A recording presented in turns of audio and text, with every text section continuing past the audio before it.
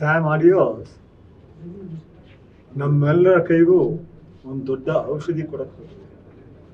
ಯಾಕೆ ರೋಗಗಳಲ್ಲಿ ನಾವು ಬಳಲ್ತಾ ಇದ್ದೀವಿ. ಈ ರೋಗಗಳಿಗೆ ಔಷಧಿ ಮದ್ದು ಅಂದರೆ ನಮ್ಮ ಗ್ರೇಟ್, ನಮ್ಮ ಆಧುನಿಕ ಕಾಲದ ಪ್ರವಾದಿ ಅಂಬೇಡ್ಕರ್ ಅವರ ವಿಚಾರಧಾರೆ. ಎಲ್ಲರೂ ಓದೋಕ್ಕಾಗಲ್ಲ. ನಾನು ಓದಿದ್ದೀನಿ, ಹಾಗಂತ ಹೇಳಿ ಇವತ್ತು ಎಲ್ಲ ಹೆಂಗಸು ಓದ್ತಾರೆ ಅಂದ್ಕೊಂಡಿಲ್ಲ. ಆದರೆ ಇವತ್ತು ಬೇರೆ ಸಾಧನದ ಮೂಲಕ ಕೇಳಿಸ್ಕೊಳ್ತಿದ್ದಾರೆ. ನಿಂತ ಕಡೆ, ಕೂರ್ ಕಡೆ, ಮಲ್ಕೊಂಡಿರುವಾಗ, ಎದ್ದಾಗ, ಓಡಾಡ್ತಿರುವಾಗ ಕೇಳಿಸ್ಕೊಳ್ಬಹುದು. ಸ್ಯಾಮ್ ಆಡಿಯೋಸ್ ಆ 22 ವಾಲ್ಯೂಮ್ನ ಇವತ್ತು ಆಡಿಯೋ ಮಾಡಿ ಬಿಟ್ಟಿದ್ದಾರೆ. ನೀವೆಲ್ಲ ಕೇಳಬೇಕು.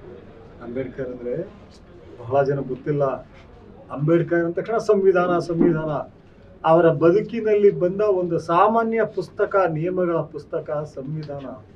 ಅದನ್ನು ಮೀರಿ ಮಾತನಾಡಿದ್ದಾರೆ ಅವರು. ಮನುಷ್ಯನಾಗಿ ನಾನು ಬೆಳಿಬೇಕಾದ್ರೆ, ನನ್ನ ಆಂತರ್ಯವನ್ನು ಶುದ್ಧಗೊಳಿಸ್ಕೋಬೇಕಾದ್ರೆ ಏನೆಲ್ಲ ಮಾಡಬೇಕು ಅನ್ನೋದನ್ನು ಅವರೇ ಆದ ರೀತಿಯಲ್ಲಿ ಹೇಳ್ಕೊಟ್ಟಿದ್ದಾರೆ.